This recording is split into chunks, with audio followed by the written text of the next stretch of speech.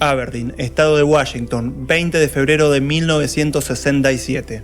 Aberdeen es un rincón de nada, un lugar olvidado por el brillo de América, una ciudad industrial de obreros madereros. No hay grandes sueños, no hay rock, solo una rutina mecánica, padres cansados y mucha frustración. En medio de ese paisaje tan triste y desolado, nace Kurt Donald Cobain, y sin saberlo, en una casa chiquita y sin lujos, comienza la historia del tipo que va a cambiar para siempre la música popular, pero todavía no hay guitarras, todavía no hay gritos. Solo una cuna, un cielo gris y una familia que parece normal. Su mamá, Wendy, es camarera, tiene sangre irlandesa y un carácter fuerte. Le gusta la música. Su papá, Donald, trabaja como mecánico en una empresa de gas. Es callado, metódico, más severo, digamos. A primera vista, los Cobain son una familia promedio en el corazón obrero del norte estadounidense, pero todo va a romperse más temprano que tarde. Desde bebé, sus familiares lo recuerdan como un nene sensible, expresivo, con una energía rara.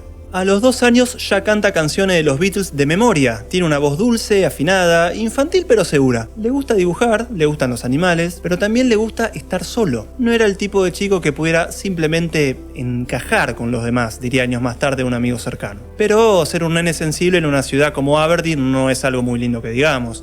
Cuando tiene 6 años pasa algo que lo marca para siempre. Sus padres se divorcian. Para un adulto, o sea, si bien es un garrón, es en sí un trámite legal, pero para Kurt, o cualquier nene de esa edad, digamos, es sin dudas el primer trauma. Empieza a retraerse, deja de hablar en clase, se vuelve melancólico, irritable, impredecible, a veces violento, a veces completamente apático. Recuerdo haber sentido vergüenza, como si yo tuviera la culpa, dirá en una entrevista en los 90. Lo repitió más de una vez, el divorcio lo destruyó por dentro y por completo. Empieza así una época de mudanzas, abandono y rechazo. Vive primero con su mamá, pero la relación es complicada. Después lo mandan con su papá, que intenta imponerle disciplina con una nueva esposa y un nuevo hogar. Pero Kurt se siente un intruso, un adorno que nadie quiere. Pasa por casa de tíos, abuelos, amigos, se convierte en un nómada con mochila escolar, y mientras su entorno le exige que sea un chico normal, Kurt se va encerrando más y más en sí mismo, aunque encuentra un refugio: el arte. Empieza a dibujar con obsesión, personajes grotescos, animales, caricaturas que mezclan ternura con algo oscuro. También empieza a escribir frases sueltas, ideas que parecen letras de canciones, y por supuesto escucha música. Primero los Beatles, después los Ramones, después Iggy Pop, después Black Sabbath. O sea, lo típico que escuchamos todos cuando empezamos a escuchar rock y demás. Pero en la escuela no encaja. Lo molestan, lo llaman pussy, rarito, loco. Y él, en vez de endurecerse, se refugia en su mundo. Se vuelve cada vez más impredecible. Una bomba de sensibilidad en un mundo de cemento. Y entonces, cuando ya parece un caso perdido, aparece el primer gran salvavidas: la guitarra. El 20 de febrero de 1981, Kurt cumple 14 años. Su tío Chuck le pone una caja en las manos. Adentro, una guitarra eléctrica usada, sin nombre, con los trastes rayados y olor a garage. No hay una documentación 100% clara del modelo exacto, pero esto es lo que se sabe. Era una guitarra eléctrica barata, sin marca reconocida. Algunos dicen que podría haber sido una Zen-On japonesa, de las que se conseguían usadas en tiendas de empeño. Era diestro, aunque Kurt era zurdo, así que la tocaba al revés con las cuerdas reordenadas. No tenía amplificador, así que al principio la conectaba al equipo de música de su familia, hasta que pudo conseguir un amplificador más adelante. Ese fue el punto de partida. Después de que su tío Chuck le regale esa guitarra, la música se convierte en una obsesión diaria. Pasaba horas sacando temas de oído, no tenía profesor, pero tampoco tenía reglas. Su estilo nació de la frustración, la furia y el deseo de desaparecer en el ruido. Escuchaba Sex Pistols, The Beatles, especialmente a Lennon, The Melvins, una banda local que sería crucial en su vida, recuerden el nombre de esa banda, y más adelante Pixies y Husker Du. En el secundario de Aberdeen, como les contaba, era el rarito. Dibujaba cosas turbias en sus cuadernos, o sea, fetos, cadáveres, órganos flotando en tinta, y escribía frases en latín o sobre el suicidio. Le gustaban William Burroughs, Charles Bukowski, el cine de terror y lo grotesco. Algunos lo consideraban un freak, otros pensaban que era gay. Algo que a él no le molestaba, incluso decía que le gustaba que creyeran que era gay para incomodar a los machitos del pueblo. Era objeto de bullying constante, pero también era sarcástico y desafiante, con una lengua filosa que a veces lo metía en problemas. No me gustaba nada de esa gente, estaban orgullosos de ser ignorantes, diría años después. Qué buena frase, Simón, ¿eh? En una nota más oscura, empezó a consumir marihuana a los 13, 14 años más o menos, y ocasionalmente tomaba LSD y calmantes. No era solo por diversión, era una forma de nublar la tristeza constante, la ansiedad. Nunca fue un fiestero, entre comillas. Era un pibe con dolores crónicos de estómago, insomnio y una depresión subterránea que nunca lo abandonó. En sus diarios, ya a los 15 años, hay menciones al suicidio, a la sensación de no pertenecer, de estar podrido desde adentro. Un punto clave fue su amistad con Buzz Osborne, ninguna relación con Ozzy Osbourne, que era el guitarrista de Melvins, esta banda que les nombré recién. The Melvins era una banda local de sludge y punk experimental. Gracias a ellos descubrió el punk en vivo, fue a sus primeros recitales underground y empezó a conocer gente del circuito. Buzz era como el hermano mayor, les prestaba discos, le enseñaba sobre la escena hardcore, le mostraba cómo montar un show, cómo grabar un demo, cómo hacer algo con toda esa rabia. A los 17 ya empezaba a armar proyectos musicales rudimentarios, digamos, como Fecal Matter. Sí, su primera banda se llamaba Materia Fecal, una banda ruidosa que grabó una demo casera. Esos primeros pasos ya mostraban su talento para las melodías oscuras, riffs simples y letras crudas. Una especie de proto-Nirvana, podríamos decir. En diciembre de 1985, Kurt grabó una demo casera en la casa de su tía Mary, en Seattle, con un equipo de 4 pistas prestados. La banda era prácticamente un one-man project, él se encargó de las guitarras, el bajo y las voces. En la batería lo ayudó un amigo, Greg Hawkinson. Este proyecto era justamente Fecal Matter, como les mencioné recién. El demo se llamó Illiteracy Will Prevail, que significa el analfabetismo prevalecerá, y era una colección de canciones punk crudas, sucias, disonantes, pero con un núcleo melódico ya muy definido. Una especie de Buzzcocks con riff de Black Sabbath, podríamos decir. Igual punto aparte tenés que hacer un tema que se llame El analfabetismo prevalecerá, sería muy gracioso. Este demo llegó a las manos de Chris Novoselic, hijo de inmigrantes croatas, alto, flaco y callado, que vivían en Aberdeen también. Se conocían desde hacía un tiempo, sus madres iban a la misma iglesia y ambos frecuentaban el local de ensayo de The Melvins. Chris tardó 3 años en decirle que quería tocar con él. Leí la cinta y no me dijo nada por mucho tiempo, de hecho pensé que le había parecido una mierda. Cuando finalmente Chris le propuso formar una banda juntos, Kurt no lo podía creer. Era el primero que realmente tomaba en serio su música. Empezaron a juntarse a ensayar en un depósito abandonado, tocando versiones de Led Zeppelin, de Stooges, Devo y algunas canciones propias que luego formarían parte del primer repertorio de Nirvana. Chris era el equilibrio, donde yo era obsesivo y hermético, él era abierto y relajado. Sin él, Nirvana no hubiese sido Nirvana. Antes de llamarse Nirvana, probaron varios nombres como Skid Row, antes de que naciera la banda Skid Row que todos conocemos de glam y hard rock, Ted Ed Fresh, Bliss y Pen Cat Chew, que difícil que es de pronunciar eso. O sea, uno peor que el otro, gracias a Dios que le pusieron Nirvana después. Grababan demos como podían, en casas o estudios baratos, tocaban en garage, bares vacíos y fiestas escolares. Kurt trabajaba de conserje o lo que fuera para comprar cuerdas, grabar o mandar cintas a sellos independientes. Mientras tanto, iba puliendo un estilo, la mezcla entre la distorsión sucia del punk y las melodías pop de los 60 que lo obsesionaban. Dale Crover, el baterista de The Melvins, tocó con ellos y grabó un demo clave en 1988. Esa grabación ya tenía temas como Downer, If You Must o Hairspray Queen y empezaban a sonar como algo más serio. En esta etapa, Nirvana no tenía baterista fijo.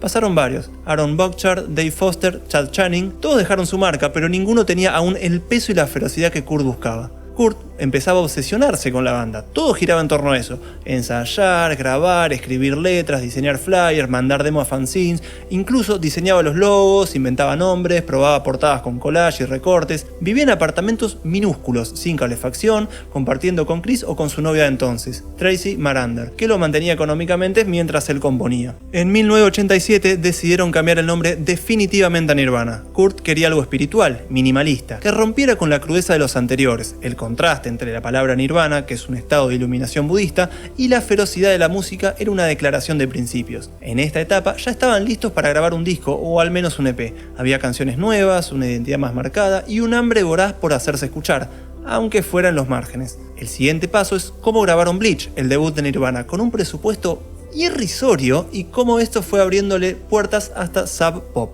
A finales de los 80, Seattle era una escena subterránea en ebullición, donde las bandas punk, metal y noise se cruzaban en un caldo espeso que empezaba a tener un sonido propio. No era glam ni hardcore puro, era algo más crudo todavía, más lento, más visceral. De ahí salieron, escuchan, Mudhoney, Soundgarden, Green River, Melvins, Ted y por supuesto Nirvana. El sello Sub Pop, fundado por Bruce Pavitt y Jonathan Poundman, fue totalmente clave en este proceso.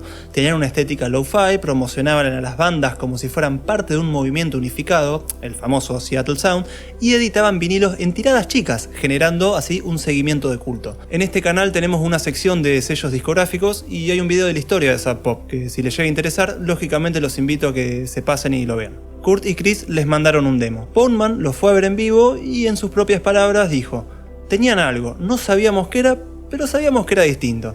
El primer disco de Nirvana se grabó en el estudio Reciprocal Recording de Seattle con el productor Jack Endino entre diciembre del 88 y enero del 89. El costo total de las sesiones fue, escuchen, $606.17 pagados por Jason Everman, un guitarrista amigo que por un tiempo fue parte de la banda, aunque no tocó en el disco. El baterista era Chad Channing, que aportó un estilo más mecánico y simple, aunque no siempre sintonizaba con lo que Kurt buscaba. La insignia de Sub Pop era clara: querían un sonido más sucio, más pesado, más grunge. Todo eso, aunque Kurt ya tenía canciones melódicas, el disco terminó siendo más denso, influenciado por Melvins y justamente Mudhoney.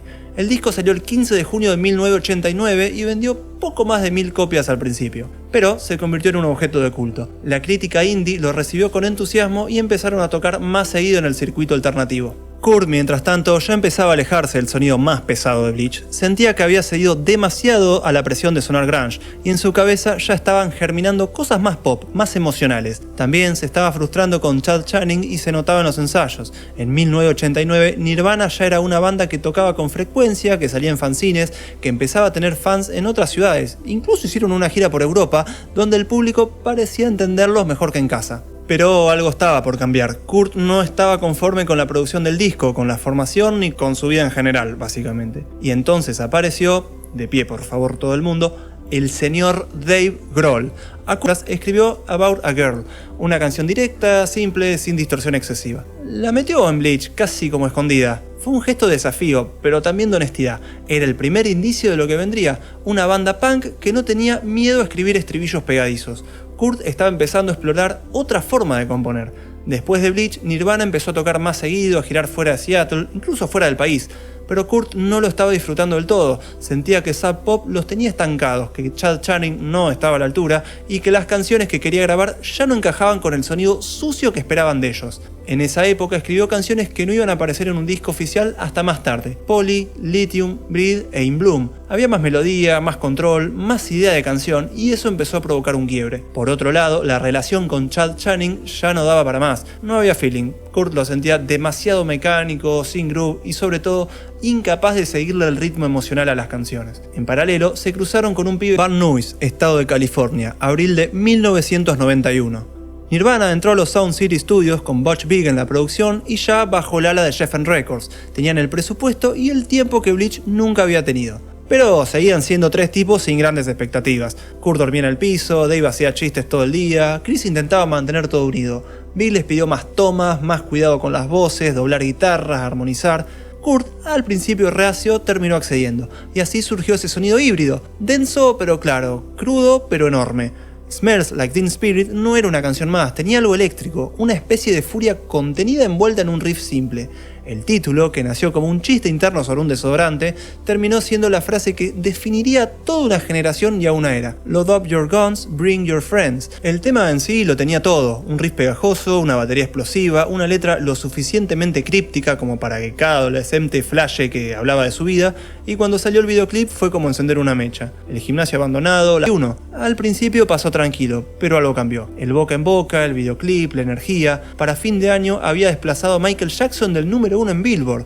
Una banda grunge de Seattle con un cantante atormentado había destrozado al rey del pop. Vuelvo a repetir por si no se entendió. Para fin de año había desplazado a Michael Jackson del número 1 de los más escuchados. Todo el mundo hablaba de Nirvana, las radios, los diarios, los padres preocupados como siempre y los adolescentes eufóricos. Kurt se convirtió en la cara visible de un movimiento que él mismo despreciaba, el mainstream. A Kurt le empezó a pesar el éxito. No quería ser la voz de una generación, ni un símbolo, ni el ídolo de nadie. Solo quería hacer canciones. Pero ahora todos querían algo de él: una entrevista, una gira, una explicación. No me molesta que escuchen mi música, me molesta que crean que saben quién soy, decía. Kurt sentía que lo estaban convirtiendo en un producto y esa idea lo devastaba. Mientras tanto, en enero del 90, Kurt conoce a Courtney Love. Al principio se cruzan fugazmente, pero todo cambia en 1991. Courtney, cantante de Hole, tenía su propio caos personal, pero con Kurt hizo clic inmediato. Compartían referencias musicales, sarcasmo, dolor. Se amaban, pero su relación fue intensa desde el principio: peleas, reconciliaciones, noches eternas, fiestas y drogas. La prensa los trató como una versión punk de Sid Nancy,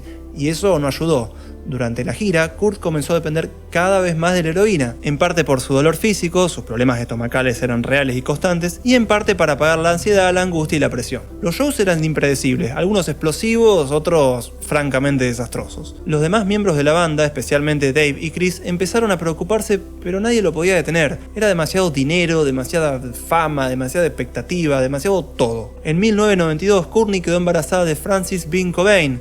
La noticia fue escandalosa. Muchos medios acusaron a Courtney de consumir drogas durante el embarazo, basados en una entrevista en Vanity Fair que después ella intentaría desmentir. Kurt y Courtney se casaron en febrero de 1992 en una ceremonia privada en Hawái. Ese 1992 fue como contradictorio, podríamos decirle.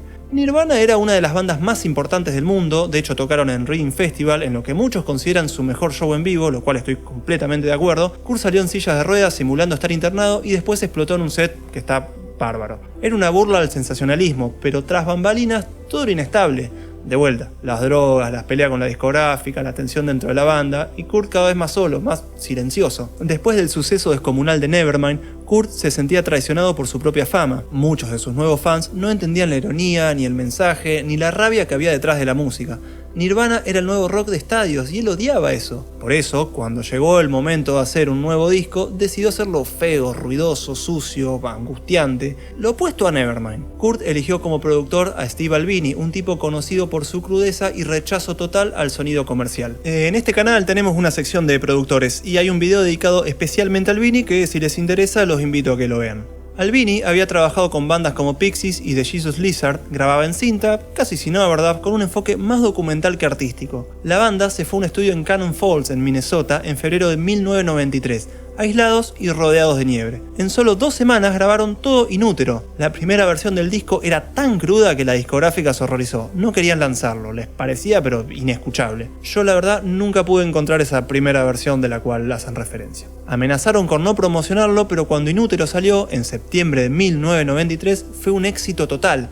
Vendió pero millones, pero no era Nevermind, era más oscuro, más personal, no tenía hits radiales, aunque Heart Shaped Box y All Apologies fueron rotados hasta el cansancio.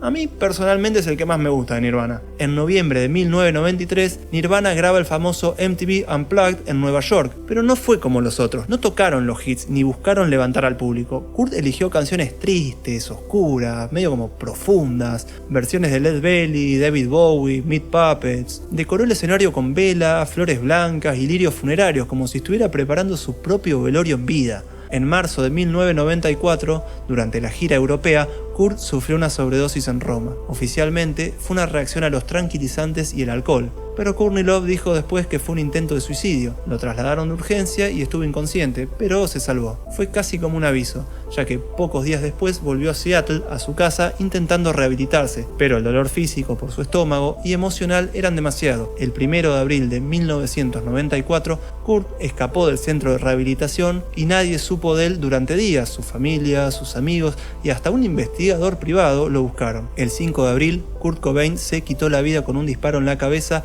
en el invernadero de su casa con una escopeta que había comprado poco antes. Tenía solo 27 años. Dejó una carta dirigida a su amigo imaginario de la infancia, Boda. En ella hablaba de su incapacidad de sentir alegría, incluso de al tocar música. Agradecía, se despedía, se apagaba. Su cuerpo fue encontrado el 8 de abril por un electricista. Es mejor arder que apagarse lentamente, frase de Neil Young citada por Kurt Cobain en su carta final. Espero les haya gustado la idea del video, que hayan aprendido algo o al menos les haya interesado lo que les conté. No olviden ponerle me gusta, suscribirse, darle a la campanita y compartírselo a sus amigos. Yo soy Nico de Lorenzini y como siempre les digo, gracias gente por estar del otro lado y nos vemos en el próximo video.